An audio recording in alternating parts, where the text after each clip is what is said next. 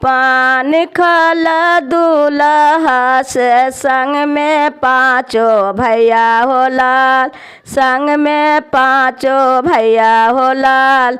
सिकिया बाटोरेला तो दोनों बहनोइया हो लाल, सिकिया बाटोरे लागे दोनों बहनोइया हो लाल।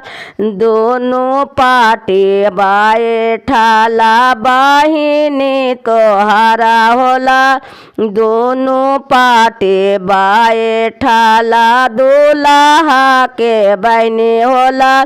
जो दूल्हा के बहनी हन बाजवा से लो भैलन होला, दूल्हा के बहिनी बाजवा से लो भैलन होला। लाजो नहीं आएलन संतोष बहनोइया होला, लाजो नहीं आएलन सुशील बहनोइया होला।